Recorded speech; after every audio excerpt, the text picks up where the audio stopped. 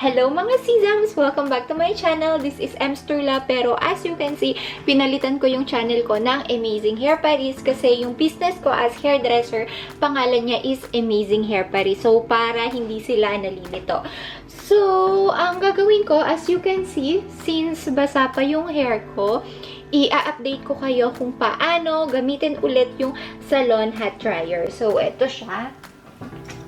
Ayan, eto siya. Diba nakaraan, binlog ko to. Kaso, since kakabili ko pa lang, hindi ko pa siya ganun kagamay. Unlike ngayon, ilang months na din siguro to sa akin.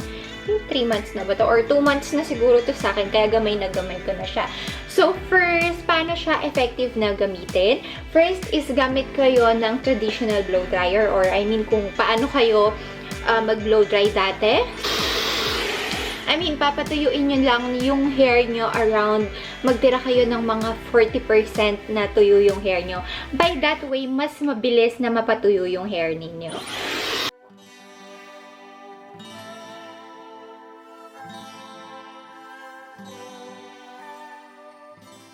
And another technique, kapag nagbo-blow dryer kayo ng hair, huwag nyong gagawin to.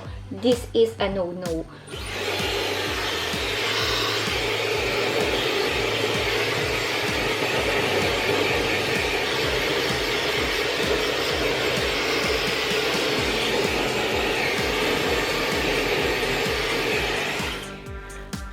Diba? Mostly sa atin, ganun tayong mag-blow dry. So, that's a big no. Mas maganda kapag nag-blow dry kayo na nasa taas yung blow dryer.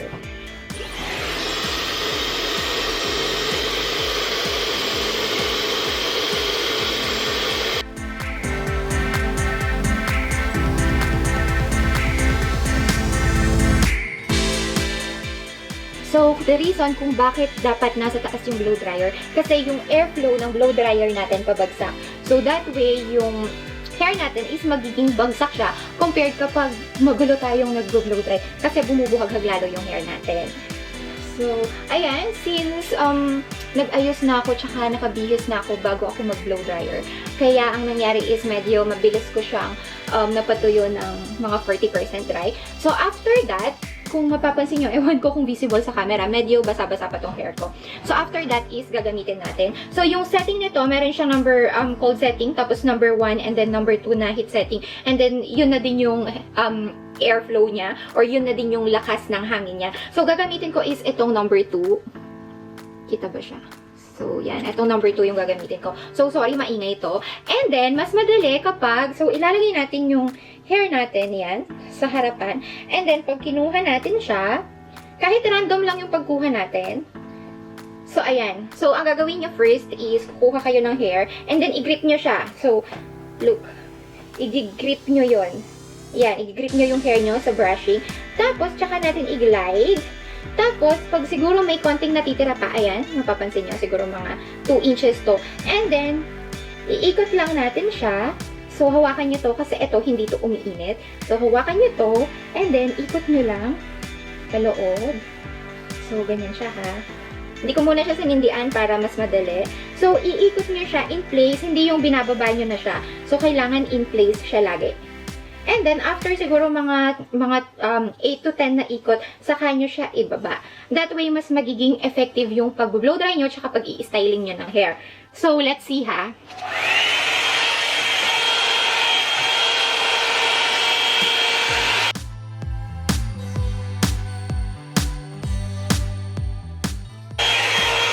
And then, of course, repeat steps lang tayo. So, depende gaano kasutil yung buhok nyo. So, unlike ako, hindi naman ganun kasutil yung hair ko. So, pwede na ako sa mga 8 to 10 na ikot. Or, kung yung hair nyo, sa tingin nyo sa 8 to 10, hindi pa siya ganun ka-enough, iikot nyo lang siya as much as meron pa kayong oras. So, ulitin ko na ako.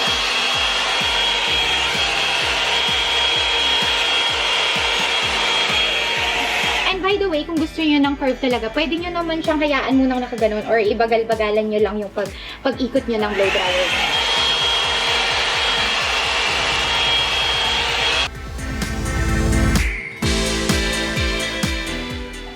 So, pwede rin kapag inikot nyo siya, syempre mag-grip yung buhok nyo. So, tataas siya and then hilain nyo lang siya. The more na feeling nyo nasasabunot kayo, the more na mas maganda yung effect niya sa hair. So, ayan o, as you can see, diba, medyo curvy na yung hair ko. So, gawin naman natin tong side na to. Tingnan nyo yung difference. Diba? Ang ganda na ng dito. So, ayan, tingnan nyo yung difference niya.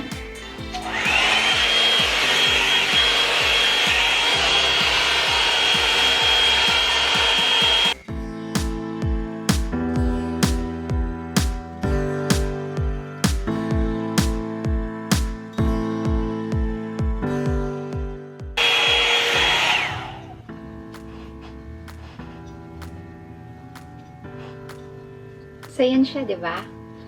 Diba kanina parang ang gulo, ang sobrang freezing ng sa baba niya. And look, ngayon, may shape na siya. Diba? So, tapusin ko lang dito.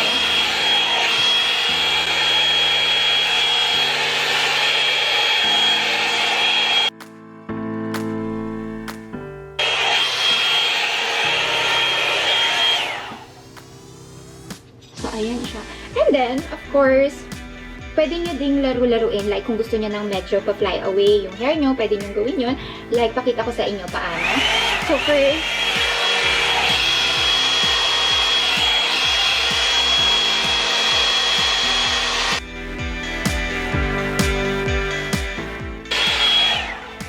ayan siya. Diba? And then, gawin natin dito sa harapan. So, first lang na gawin nyo is kuhanin nyo yung section or yung strand ng hair nyo. And then, parang sukulayin nyo lang yung hair nyo. Tapos, i-grip nyo siya. Tapos, saka nyo lang siya again. Keep in place yung pag-ikot-ikot nyo. Make sure na lagi nyo hinahawakan to, okay? So, let's try it.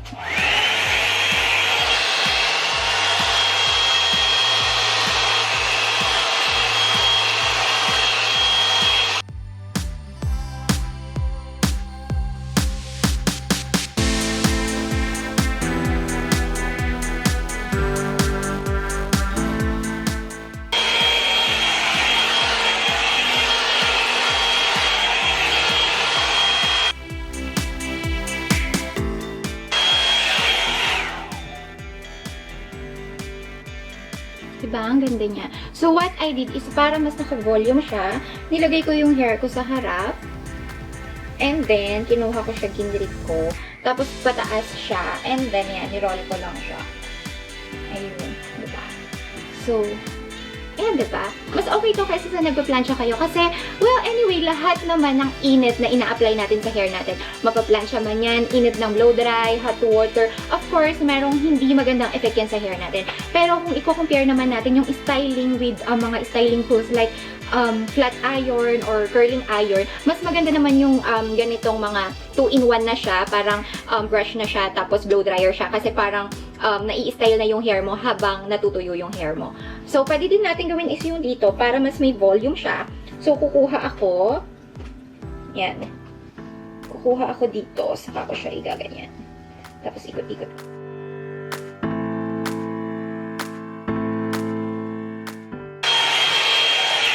So, as you can see, first na ginagawa ko din is sinusuklay ko muna siya with the same salon dryer. And then, saka ko pa lang siya iniikot-ikot. So, ganito ha. Pakita ko sa inyo.